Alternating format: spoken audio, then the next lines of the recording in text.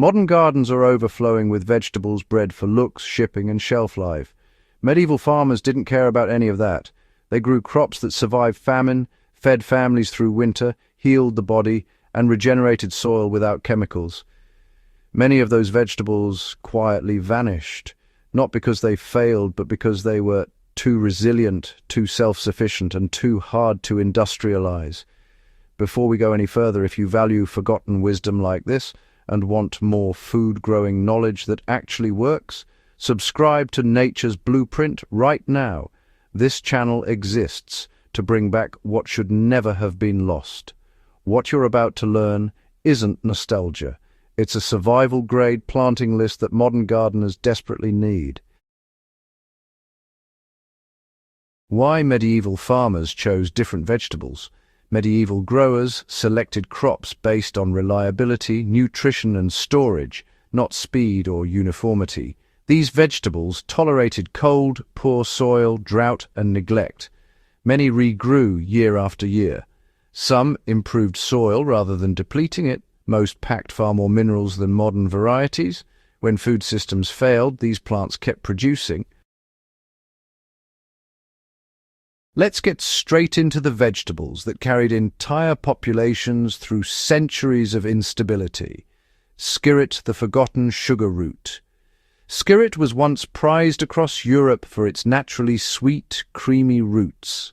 Unlike carrots, skirret is perennial. Once planted, it produces clusters of roots every year with minimal care.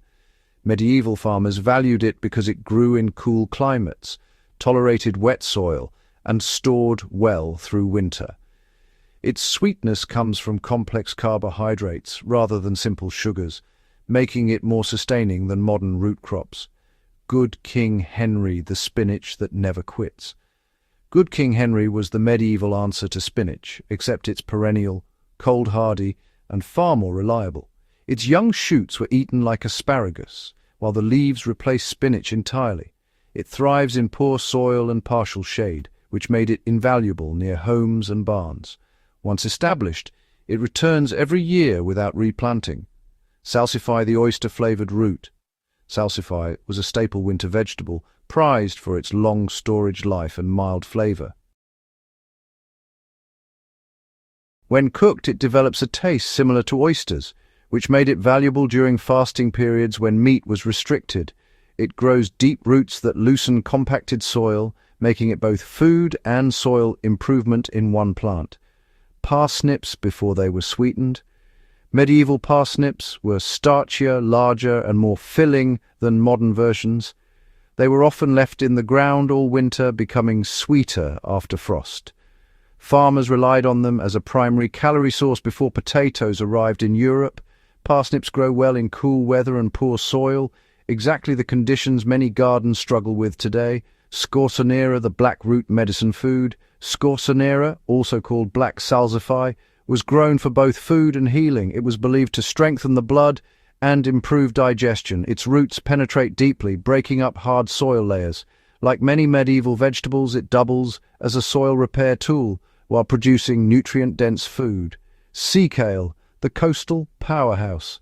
Sea kale was harvested for centuries along European coasts and later cultivated inland. Its young shoots are blanched and eaten like asparagus, while leaves and flower buds provide multiple harvests. It is extremely drought-tolerant once established and thrives in sandy, poor soils where other vegetables fail. Perpetual leeks that never needed replanting. Perpetual leeks form clumps that divide themselves year after year. Medieval farmers planted them once and harvested indefinitely. They provided flavor, minerals, and medicine throughout the year. Their shallow roots coexist well with other crops, making them perfect companions in dense gardens. Alexander's the celery ancestor. Alexanders were widely grown before celery replaced them. Every part of the plant is edible, from stems to seeds. It grows vigorously, self-seeds easily, and tolerates salt, shade, and neglect. For medieval farmers, this meant dependable food even in marginal land. Orache, the colourful spinach substitute. Orache predates spinach and thrives in heat where spinach bolts. Medieval farmers valued it for its mineral-rich leaves and long harvest window.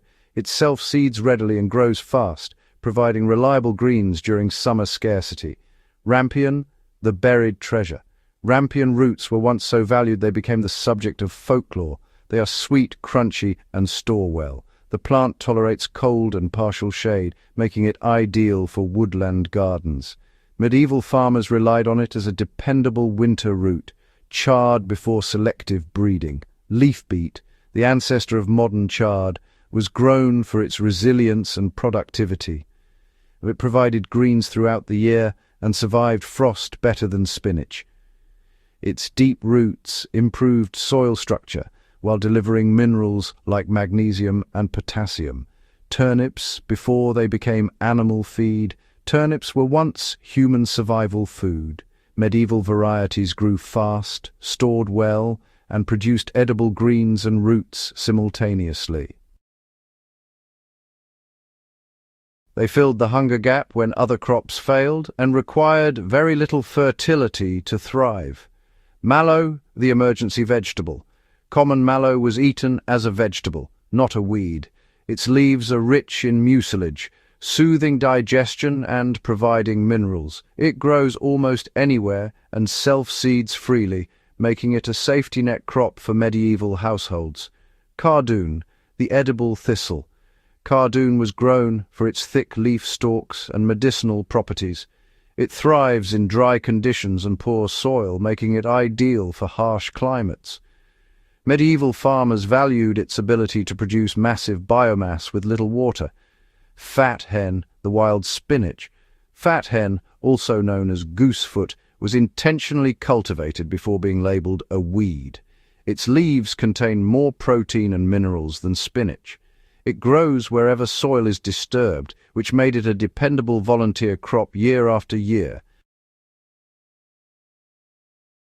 These crops didn't vanish because they were inferior. They vanished because they couldn't be easily standardized, shipped, or controlled. Industrial agriculture favored uniformity and short-term yields. Medieval vegetables favored resilience, nutrition, and independence. Why they matter now more than ever.